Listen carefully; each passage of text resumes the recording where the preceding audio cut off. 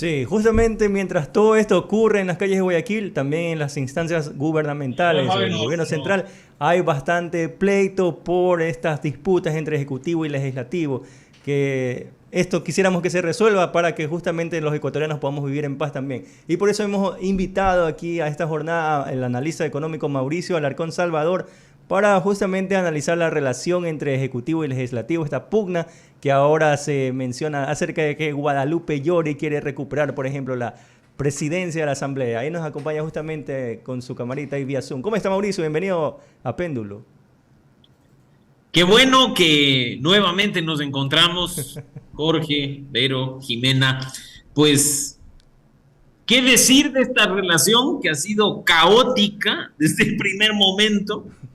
Que sigue con culebrones propios de una novela, en que hay juicios políticos en marcha, en que hay acciones constitucionales como las ya mencionadas pendientes de resolución y que podrían incluso terminar ordenando la restitución en el cargo de una presidenta removida después del proceso establecido en la Ley Orgánica de la Función Legislativa, con normas que deben llegar a feliz término, si se puede llamar de alguna manera, después de los respectivos vetos presidenciales que se encuentran pendientes, y tantas otras cosas que deberían pasar en este país, independientemente de si hay o no gobernabilidad, por un sentido mínimo de lo que implica responsabilidad con los ecuatorianos. Apenas han transcurrido 15 meses de gobierno, y vemos que el camino que aún queda por recorrer va a ser muy complicado si lo que se busca es impulsar reformas que beneficien a los ecuatorianos, entre otros, en temas como los que mencionaban ustedes a la introducción, precisamente los de seguridad.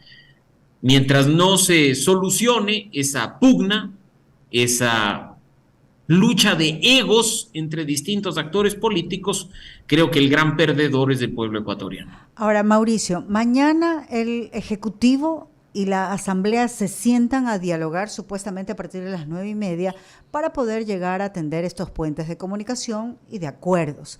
Pregunto, ¿esto será posible cuando, por ejemplo, hoy vemos a un presidente de la Asamblea, Virgilio Saquicela, decir que no hay más situaciones de intromisión de funciones? Y esto lo dice muy claramente con el tema del caso de Guadalupe Llori, que hoy la jueza tenía o tiene, no sé si ya logró dilucidar algo en ese tema.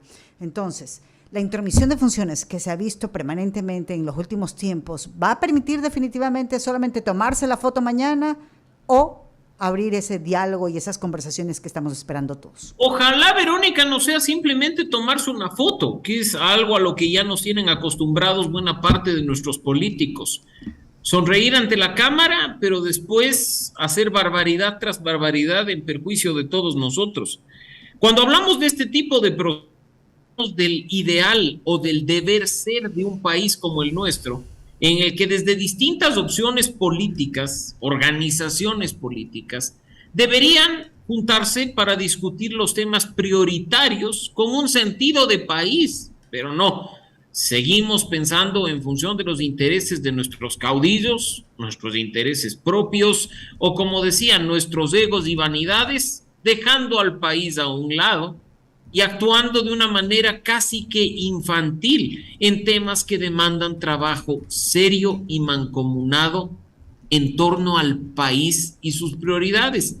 Ojalá haya madurez por parte de los actores involucrados y este proceso de diálogo sea real, que además sea transparente, que rinda cuentas y que llegue con información certera a los ecuatorianos para que no se convierta en un show más o en un intento más de aquellos a los que lamentablemente ya estamos acostumbrados. Jimena. Mauricio, ¿qué tal? ¿Cómo le va? Sí, la parte política es importante porque de alguna otra manera sin duda nos golpea al pueblo como en sí, pero yo siempre voy a defender lo que en realidad el pueblo quiere o necesita saber en cuanto al tema económico. Hoy el país está viviendo una situación complicada, pues cada vez que queremos reactivarnos y queremos traer inversión extranjera, algo nos llega a pasar. hoy es la inseguridad. Ya varios conciertos no se quieren dar por el tema de inseguridad. Hoy la final única también se va a ver quizás afectada por el tema de inseguridad. ¿Cómo salir si lo que queremos es buscar son plazas de trabajo? ¿Cómo salir si lo que buscamos es que la economía ingrese para que la gente pueda tener adquisición, para tener el dinero que esté rodando? ¿Cómo vamos a salir de esta situación si hoy la inseguridad nos tiene totalmente atrapados? La salida la tiene el gobierno nacional, que nos dijo a nosotros durante mucho tiempo que sabía qué hacer y cómo hacerlo. Si hablamos de inseguridad, necesitamos como punto de partida una política pública respecto de la cual terminen derivando los planes y programas específicos. Dejar de depender de las personas para pasar a depender de las instituciones que deben ser fortalecidas. Que además las instituciones vinculadas al tema de seguridad no tengan que andar mendigando centavitos para sostenerse, para comprar armamento o poder hacer su trabajo, sino que cuenten con los recursos efectivos para poder hacer un combate real, en este caso contra la delincuencia común y contra los crímenes transnacionales. Pero lo que tenemos es improvisación. Y la improvisación es la que trae este tipo de consecuencias. La falta de planificación, la falta de acciones concretas, la falta de coordinación elemental y básica entre las instituciones del Estado es la que nos tiene en este momento como estamos. Y eso es lo que genera, como tú bien lo has dicho, Jimena, inseguridad respecto de aquellos que tienen la posibilidad de invertir en Ecuador para generar nuevas fuentes de empleo o para mover recursos que permitan generar riqueza. Pero yo me pongo a pensar, me pongo en los pies de un inversionista que va a abrir un pequeño negocio, no sé, pues en la provincia de Los Ríos, y que ya en el presupuesto tiene que incluir la vacuna, que le están cobrando grupos irregulares para poder levantar la puerta y atender al público. Dice, no, mejor no, me retiro. Y de esos casos no hay uno, hay decenas de personas que no aceptan la extorsión por parte de grupos irregulares, que ha puesto este tema en conocimiento de las autoridades y que éstas no mueven un dedo en beneficio de los ecuatorianos. Es que están desbordados de trabajo, es que no cuentan con los recursos y entonces ¿qué? Dejamos este tipo de acciones en impunidad total. Yo creo que es momento de actuar con realismo. Y si nos referimos a lo que ha venido haciendo el gobierno central, incluso, por ejemplo, podríamos revisar, y nosotros en pocos minutos vamos a hacer público un informe a través de nuestro observatorio de gasto público, el tema de la ejecución presupuestaria. Han recuperado más dinero en función de los impuestos, nos ha ido bien en muchas áreas económicas para que el Estado cuente con recursos para llevar a cabo su trabajo. Tenemos ministerios de Estado que terminan el primer semestre, los primeros 6 meses del año, ejecutando el 16%, el 19%. ¿Dónde está lo demás? ¿No pagamos impuestos acaso para que estos regresen en beneficio de todos a través de servicios públicos o a través de obras públicas? ¿Dónde está eso? ¿O va a ser al final, como ya nos ha sucedido en ocasiones anteriores, espacio y caldo de cultivo perfecto para la corrupción, teniendo que ejecutar a última hora todo el presupuesto a tontas y locas para que el próximo año no me lo quiten? Entonces creo que hoy más que nunca necesitamos exigir a las autoridades del Ejecutivo, del Legislativo y del Judicial ser sensatos y sentarse en un espacio horizontal, dejando de lado sus benditos egos para pensar en función del país y construir algo que valga la pena para el futuro inmediato y el futuro a mediano y largo plazo. Esa denuncia que usted hace, ya la hemos escuchado, el tema de que no han logrado pues utilizar los recursos como debe ser y que definitivamente pues muchos ministerios han dejado ahí morir la plata. ¿Esto a qué equivale? ¿Equivale a una ineficiente administración? ¿Equivale a funcionarios que no estaban listos ni capacitados para poder asumir esas funciones? ¿A qué equivale realmente? Dame una alternativa, Vero, que diga todas las anteriores. Yo creo que los elementos que tú has mencionado se suman. ¿Por qué? Porque tienes personas que no tienen capacidad de ejecución. Tienes otras personas que teniendo capacidad de ejecución tienen terror de firmar un documento porque te va a caer encima la Contraloría con el tema de las glosas y las investigaciones. Y tienes del otro lado a quienes simplemente creen que gestionar lo público es pagar sueldos. Claro. Y el problema es que no estamos recibiendo de parte del Estado aquellos servicios que para muchos son prioritarios. Los temas de salud que son deficientes, los temas de seguridad que son deficientes. Claro, a eso iba. A eso están iba. horribles. Si eso está ocurriendo, entonces, ¿cómo es que ofrecemos por el lado del Ejecutivo que vamos a realizar planes de salud, de educación, de vivienda rápidamente? O sea, ¿en qué estamos cayendo? No quiero yo hacer ningún calificativo, pero ¿qué es lo que estamos tratando de hacer y de decir? Eso por un lado, y por el otro, el tema de las inversiones. O sea, ¿hace falta realmente la ley de inversiones o definitivamente una decisión política para poder reactivarnos y generar lo que se ve en otros países? Con Jimena estuvimos en República Dominicana y vimos harta inversión extranjera. Bastante. Porque no podemos. Nosotros nos perdimos de ser país industrial en la década de los 80. Después descubríamos que podríamos ser un país de turismo. Y la verdad es que hemos descubierto que somos un país donde viene el narcotraficante, se queda, procesa y luego despacha para el resto de países. Verónica, vamos con cifras. Y este informe, como digo, está próximo a salir. Simple. Ministerio de Agricultura, el encargado de promover precisamente ese desarrollo en el campo, que nos ha hecho muy famosos por la calidad de nuestro cacao, de nuestro banano, de nuestro café. Ejecución presupuestaria, al terminar el primer semestre del año, 27.7%.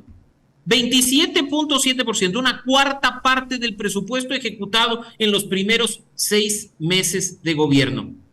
Vamos al Ministerio de Educación, 38% de ejecución presupuestaria. Vamos a, no sé, el Ministerio de Salud Pública, 39% de ejecución presupuestaria. Tú mencionabas el tema de turismo, Ministerio de Turismo, se acaba el primer semestre, 26% de ejecución presupuestaria. ¿A qué jugamos si las autoridades y las instituciones, en este caso dependientes del Ejecutivo, teniendo claro un panorama de su presupuesto que debe ejecutarse a lo largo del año en beneficio del país, se queda a medio camino?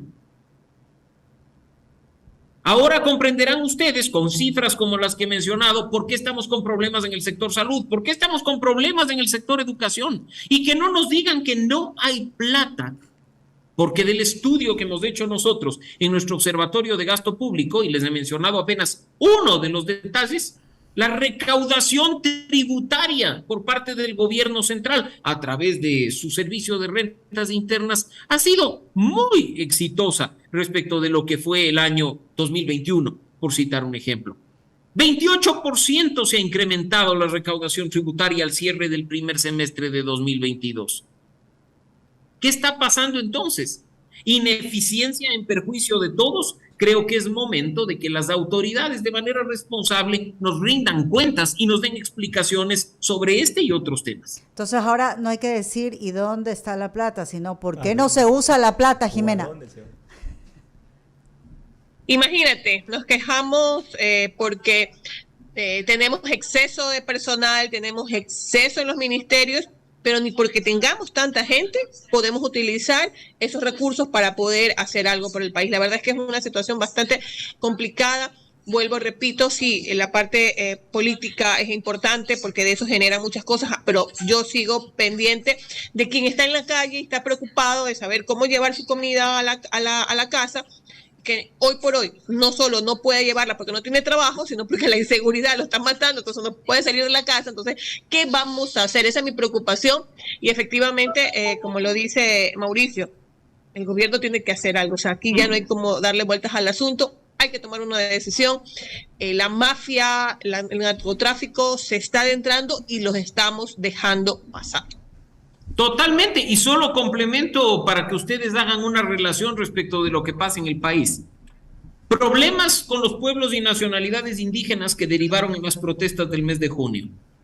Ejecución presupuestaria de la bendita Secretaría de Gestión y Desarrollo de los Pueblos no llega al 10% en el primer semestre del año 2022. Esos recursos que deberían estar destinados precisamente a esto terminan de esa forma. Ahí podremos quizá encontrar la explicación a lo que está sucediendo. O si nos vamos a referir, no sé, pues a las masacres penitenciarias y a la situación de los centros de rehabilitación social. El famoso SNAI tiene a este momento un nivel de ejecución presupuestaria, primer semestre del 2022, 32.7%. Bastante lejos del 50 ideal que podría o debería ser respecto del primer semestre del año. ¿Será acaso que Mauricio la va a utilizar para el diciembre, que es Navidad? Y probablemente para después Navidad. digan, no, es que programamos los flujos de una u otra forma. Cuidado, y estos datos son importantes a propósito de lo que dice Jimena, que después llega Navidad y empiezan con la compra de cuestiones, de consultorías para tratar de justificar que sí se ha ejecutado todo. Pequeño gran detalle. No, ni para qué tanta consultoría. Y ahí están los diagnósticos. Ya aparecen esas radiografías de ayer, de hoy y de siempre. Le agradecemos al analista Mauricio Alarcón Salvador por haber estado con nosotros y por haber podido compartir este análisis aquí en Péndulo. Siempre un gusto, Jorge, Verónica, Jimena, un abrazo para ustedes y por supuesto un abrazo para toda nuestra audiencia. Muy amable. Gracias, Mauricio. Nos vamos a un corte, y ya regresamos para despedirnos. Buenas tardes, Mauricio. Que tengan muy buena tarde.